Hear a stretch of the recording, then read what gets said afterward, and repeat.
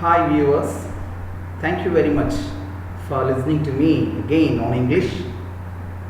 English is a universal language. It's understood all over the world. In fact, speaking English has become a necessity in today's world. The generation of a present day looks down upon anyone who is unable to speak the language. It's a status symbol. With the coming up of so many multinational companies today, the need for English language has increased tremendously. It's almost a truth that one cannot afford to live in this world without having a communication skills in English. Okay, these are very good to hear, very good to listen to, but unless we have some basic knowledge in English, how to make a sentence without making any mistakes.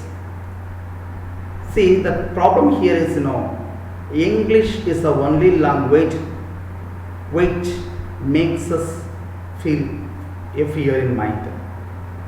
Because when we travel in a bus or a train, and if we happen to listen to those people speaking a language other than our mother tongue, we simply look at them and of course will mind our own business.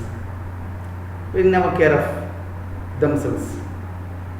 But listen to me, if anyone who is heard speaking English, our attention will be focused on them, because English has a magic.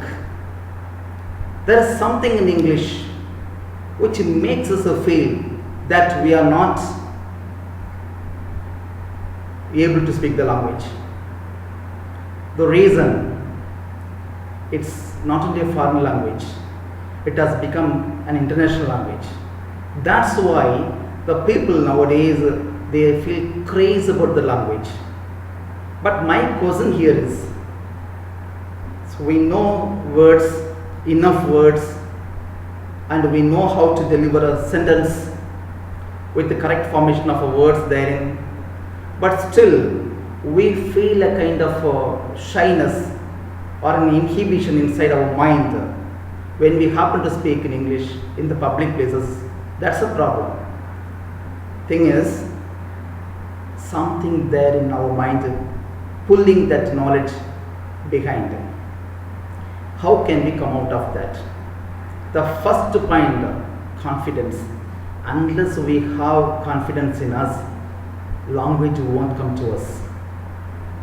Because language is definitely a common thing that comes to everyone who prefers to have it. Otherwise, we can simply say, I want to speak English, I want to speak English, but English won't come and knock at the doors. You have to make a try. People may say, you have to think in English, you have to bring a notebook, because you will have to refer to a number of words and earn a word at least a day, and just to try to use the antonym, synonym of the words. All those things, okay, quite right. Because when I was a college student, I was advised by my well-wishers that I should always keep a note inside my pocket, and wherever and whenever I happen to get a new word, I was asked to take note of that word, because at last what happened, that note was completed. It filled with a number of words, and of course the main purpose of writing all the words in the notebook is to keep those words in memory. At home it should be referred to. We have to make use of the words into sentences, all those things. But at last what I faced is, I lost the note, and it was a terrible incident for me. But you see, this is a method, we have to agree. But at the same time, just because of noting down all the words, will that suffice? No, we have to go beyond that. How to do that? People may say, we have to find a partner with whom we can converse. We have to go for a place where we can speak English. Of course, that's also true. Unless you have that confidence, is it possible for you to speak that language? So first of all, It's very important that I have to have the will in mind that I can speak English because I know the words, certain words. The real problem is when somebody asks us a question, I know what he means, what he asks, but I am not able to answer him in proper way because I do not know how to put the words in a sentence. This is a terrible situation. It should be avoided. The second category is, we do not know what he asks us. Maybe different language, or maybe I do not know the basic things of English. But the first category is crucial one. You know the answer, but you are not able to answer him in a proper way. That is terrible. It should be avoided. And for that matter, we have to go for English speaking skills. This is nothing. We have to know the basic things of sentence patterns. See, it doesn't mean that I am teaching you grammar. Without grammar, no sentence can be formed. Of course, the grammar is thing we have to learn, but without having the fear of that English grammar, we have to speak. That's the main thing. Problem here is the basic structure of sentence should be studied first, and we should have the confidence that whatever I speak to others is completely free from mistakes. Even if it's a full of mistakes, who bothers? The people may understand that you are at the beginning stage. It doesn't mean that you are weak in English, because English is nobody's first language in India. And in India, English has become the second language status. Of course, if you understand somebody's speech, that's enough. That's a fantastic thing. But here, when you try to speak something, it should be done in a proper way. For that purpose, the first of all, confidence. I am confident that I can speak something in English. Whatever I speak, that will be right. You speak in simple sentences. Don't go for any compound or complex sentences, because compound or complex sentences are very good in writing, but at the time of speaking, sometimes it may confuse the listeners. And of course, you may get yourself confused where you started and what do you want to say. So instead of that, just begin with the simple sentences. Try to speak the sentences with the 3 or 4 words, but those 4 words should be right. Don't have fear or doubt in mind when you are speaking to others, because the fear factor, it's called affective concerns. It is a negative point as far as English speaking is concerned. We should come out of that. For that purpose, we should be bold enough. We should have the guts to speak the language. And for that matter, I personally prefer to just touch upon certain basic points regarding the grammatical aspects. It doesn't mean that I'm teaching you the basic grammar. It's not like that. But by just going through those grammatical items, it will be easy for you to learn or to recollect the things that you have already learned, and it will be easy for you to use certain sentences, because everybody is good at writing. I can write something because I personally feel very much comfortable at the time of writing. I can do, even if I commit one mistake, it can be erased very well and I can put a new word for that. But at the time of conversation, it's not possible, because you have to speak out a word which cannot be taken back, and the words should be spontaneous in nature. People normally say that the stream-like flow conversation should be there. It's called fluency. That fluency should be there. For that purpose, we have to learn the basic things of grammar. Say for example, I tell you, in English, pronoun is an aspect. It's a grammatical thing. It's nothing. You might have heard about a pronoun. Pronoun is nothing but it's a word that is used instead of a noun. You may ask me, sir, when we have noun in general, that is very vast one, vaster than pronoun, then why should we go for pronoun? Of course, pronoun is a word that is used instead of a noun. The purpose is, instead of using the noun again and again, repetitively, we can go for pronoun. For example, if you want to refer to a person's name, Okay, you can refer to that name in the first sentence. But just imagine what will happen if you repeatedly use his name again and again in all the sentences. It will be just like a repetition. We have to avoid that.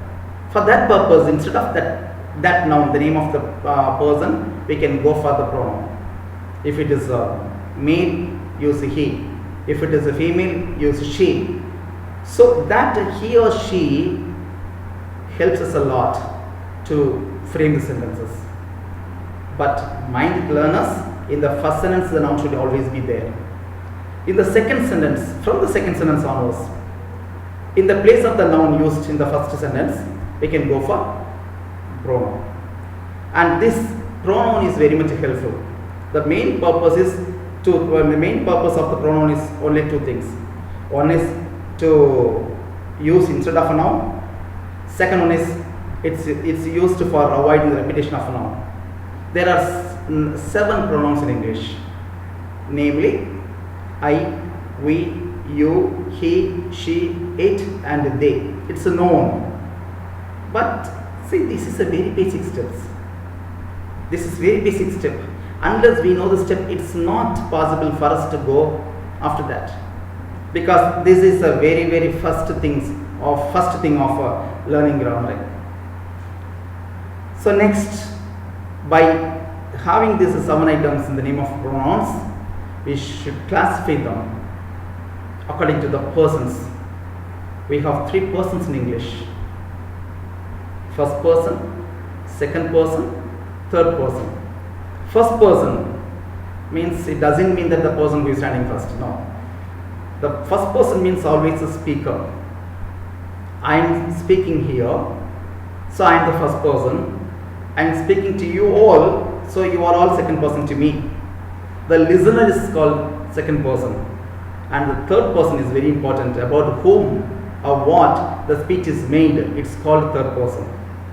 Thus, we should need 3 persons in English. Normally, people say for conversation only 2 persons are needed. No, it's not like that. No, there should be 3 persons. The person who speaks, the person who listens to that, and the persons about whom, or the thing about whom the speech is made. And these 3 persons are very important. Now, these 3 persons should tally with all the 7 pronouns. First person means a speaker. If I want to refer to myself, I should refer to me as I. If I am with my wife, if I am with my friends, I can refer to myself and the persons with me, or we. The meaning of we is nothing but I plus I, so many I's. Second person, you. You means the person who is listening to me. Maybe a single person, or maybe more than one person. You are a boy. Here the word boy indicates only one person, that you is singular you. You are my friends. The friends is a word that indicates more than one in number. So that you is plural you. So it's used for both you, singular and plural form. And the third one is third person. Third person means somebody. Not the speaker, not the listener. It may be a man, it may be a woman, it may be a thing. So he, she, it. If it is a masculine gender, he. Feminine gender, she. Or neuter gender, it. It refers to lifeless things, bird, animal, and one more thing, the infants whose age is below 3. These things are classified according to the persons. So the 7 pronouns are classified according to the persons. First person, second person, and third person. And now we have to use the forms. There are 3 forms: be form, do form, have form. And these 3 forms should be used appropriately with these pronouns. And we have to see how we are going to use them in the next class. Thank you.